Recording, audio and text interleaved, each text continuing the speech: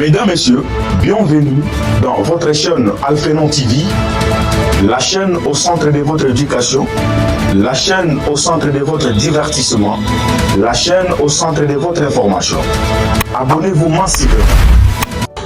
Mesdames, Messieurs, bienvenue dans Alphénon TV, votre chaîne d'information, de divertissement et d'éducation. Pour ce nouveau numéro, nous allons recevoir Monsieur Ezekiel Awoyi. Il est le juriste écrivain. Avec lui, nous essayerons de parler sur la révision ou le changement de la Constitution. Bienvenue à tous.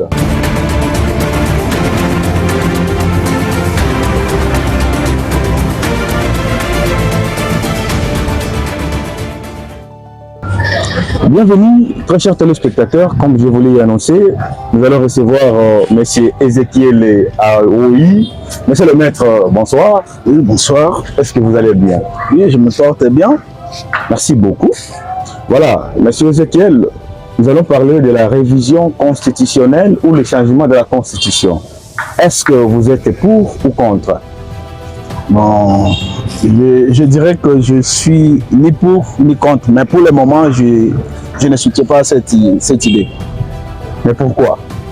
Bon, ce n'est pas encore une opportunité pour que nous parlions de la révision constitutionnelle. Ce n'est pas ce qui peut résoudre ce qui est de notre pays. Alors, ce que nous avons comme problème actuellement, c'est les problèmes conjoncturels. Alors, la révision constitutionnelle ne peut jamais résoudre ces problèmes. Donc, en bref, on ne résout pas un problème structurel, conjoncturel, voulais-je dire, par des solutions structurelles. Alors, ce qu'il faut pour ces pays, il faut la révision de la conscience. Ah, donc vous n'êtes pas pour. Ouais. Étant donné que vous êtes un juriste, vous êtes un maître avocat, est-ce que, parce que c'est le président qui a dit que nous devons revoir la Constitution, n'est-ce pas?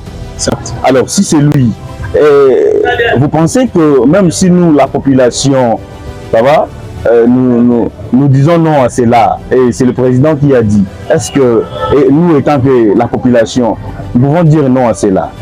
Bon, avant tout, je vais rectifier quelque chose. Je ne suis pas maître, je suis juriste en formation. Ah, bon, juriste. Et puis juriste de formation parce que j'ai déjà un diplôme en droit. Ah, ok. Alors, pour la préoccupation, le président de la République a ce pouvoir de demander la révision constitutionnelle. Parce que l'article 218 énumère les personnes capables de demander la révision constitutionnelle. Alors, pour le moment, cela serait difficile puisque l'article 219 de la Constitution prévoit que lorsque nous sommes en état de guerre ou en état de siège, qu'il n'y ait pas la révision constitutionnelle. Et puis, nous, la population, nous sommes aussi appelés à pouvoir refuser la révision constitutionnelle. Si cela passe par la procédure normale, par référendum, nous avons le droit de ne pas voter pour la révision constitutionnelle. Ah, ok. Merci beaucoup, monsieur le maître, pour cet argument. Je crois que monsieur le président a été ici à Kisangani et il nous a dit que cette constitution n'est pas adaptée à notre façon, à notre manière de vivre, étant que nous, la population. Raison pour laquelle il a fait appel à nous, la population, d'accepter d'échanger ou de revoir la Constitution. Vous me direz que la Constitution a été inadaptée. Dites-moi, quel article est inadapté à la réalité congolaise actuellement? Ça, c'est, je peux dire, ce sont des mensonges. Ça, je l'avoue, parce que aucune personne qui soutiendra cette idée ne me prouvera que un article de la Constitution bloque le développement de ce pays. Ils ont fait ils ont dit que c'est une constitution des étrangers, mais ça a été écrit à Kisangani. Ça veut dire que nous qui sommes de Kisangani, nous sommes des étrangers. Ils disent que non, il s'agit de mandat. Non, le président de la République ne peut pas révoquer. Est-ce que pour résoudre la corruption des gouverneurs peut-être, parce qu'ils disent que non, l'Assemblée, il faut une révision constitutionnelle. Non, on peut aussi revoir la Constitution et puis ils sont encore dans cet esprit. Donc, la thèse que je soutiens, c'est de revoir la conscience de chacun qui dirige ce pays. Donc, ce qu'il faut faire, c'est de revoir la conscience. non pas de revoir ces textes. D'ailleurs, si on les revoit, on pourrait résoudre seulement des solutions structurelles. Mais les problèmes que nous avons ici, aucun article de la Constitution bloque le développement de ces pays. Aucun article, je l'ai dit. J'espère qu'à la prochaine, il y aura quelqu'un qui peut me compléter, qui vienne me dire ici qu'à cause de cet article, nous sommes en train de souffrir. Mais, maître, il y a les autres qui disent qu'il y a des articles qui soutiennent laisser une partie de notre pays aux étrangers, des histoires, parce que c'est vous qui êtes du domaine. Alors, lorsque les autres disent oui, et vous étant que juriste, vous dites non, bon, on ne sait pas, hein, il y a quelle contradiction? Bon, moi, je ne me souviens pas d'un article qui demande qu'on cède une partie. Bon, il parle d'un article qui dit que si il faut sauver la solidarité africaine, il faut céder une partie. Non, il faut aussi, lorsqu'il y a un groupe vulnérable, il faut l'accepter. Mais un groupe peut être vulnérable, il faut l'entretenir. Comme nous, je suis de tel groupe peut-être. On peut devenir aussi vulnérable. Vu que nous sommes plus menacés, il faut nous soutenir. Alors, eux qualifient de cela de ces gens-là qui sont en train de nous menacer, soutenus par le Rwanda, à l'est du pays, que ce sont ces groupes-là. Non, ils ne sont pas parmi ces groupes. Ils ne sont pas vulnérables, ce sont des ennemis. Alors, si vous êtes incapable de pouvoir attaquer ces gens-là, ne cherchez pas à attaquer la Constitution. Pour le moment, nous avons besoin de finir la guerre. Nous avons aussi besoin que nous puissions manger très bien, que nous puissions vivre socialement bien. Alors, arrêtez de venir nous faire des éloges pour parler de la Constitution. D'ailleurs, je regrette beaucoup, on a fait un culte des personnels ou des personnalités à Kalemi. Un groupe de gens qui doivent diriger nos provinces sont à Kalemi, ils font une déclaration pour la Constitution. Donc c'est pour applaudir, faire un culte de personnalité. Alors il faut dire la vérité en face. Il faut dire la vérité en face. Nous n'avons pas besoin de ça. Nous avons besoin de la révision de la conscience. C'est ça. C'est-à-dire, selon vous, monsieur le maître, qu'il n'y ait pas la révision ou le changement de la Constitution, mais plutôt de conscientiser la population, parce que on peut ne pas changer, mais c'est à nous, ça va, de revoir nos mentalités, c'est ça. Pas seulement de la population, mais surtout de ceux qui nous dirigent. Ce pays-ci, c'est un pays riche. C'est un pays qu'on peut changer si on change la mentalité, la conscience. En une année, on sera plus que l'Allemagne. Parce que il y a les autres juristes, les autres maîtres avocats qui disent que normalement, ils doivent changer la constitution parce que nous sommes à un régime.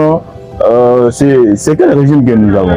Ils qualifient de semi-présidentiel. Semi-présidentiel. Mais normalement, les autres disent que pour que nous soyons à l'aise, pour que nous ayons l'émergence dans ces pays, il faut que nous soyons dans le régime présidentiel où le président a le monopole. Voilà la raison pour laquelle les autres soutiennent de changer la constitution. Bon, je ne sais pas. Qu'en dites-vous? Bon, moi, sur cette question, j'ai toujours dit que nos textes sont des textes vrais. Ça, je vous avoue.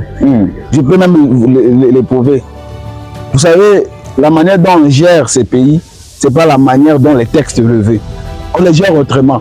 Alors, quand vous me dites non, nous devons quitter d'un régime, bon, d'une forme, d'un régime quelconque à un autre, sans pourtant changer la conscience, rassure-moi qu'il n'y aura rien.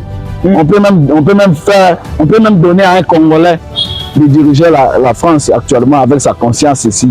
Je vous rassure que la France sera encore plus pure que la RDC. Parce que les autres disent, si par exemple un député commet un crime, commet une faute, pour qu'il soit sanctionné, il faut des chambres, il faut encore des procédures.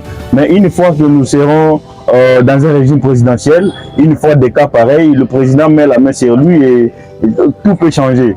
Mais, chers journalistes, vous devez comprendre quelque chose. Le fait de concentrer tout un pouvoir à un président, c'est de faire de lui un dictateur de ce pays. Alors, il faut voir l'idée derrière. L'idée lorsqu'on dit qu'on ne peut pas attaquer un député ici vite. Pourquoi? Parce qu'on devait protéger ces gens-là. Ce sont des honorables. Et puis, on évite aussi certaines choses, bon, je peux dire comme ça, certaines manœuvres frauduleuses. Pourquoi? Parce que lorsqu'un député est en plénière, il peut être contre un gouvernement. Alors on pourrait chercher peut-être une infraction. Alors, pour les bousculer, alors il faut qu'on les protège avec une immunité. Alors, ils jouent de cela, c'est légal. Et c'est normal. Il y a une valeur axiologique derrière ça. C'est ce que je vous ai dit.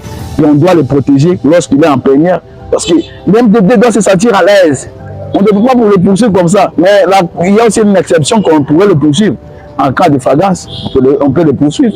Alors, rassurez-moi que nous n'avons pas besoin de la révision. Nous avons besoin de la conscience. Vraiment, merci, très chers téléspectateurs. Nous sommes presque à la fin de cette émission. Merci à Blaise et Dayus pour la réalisation.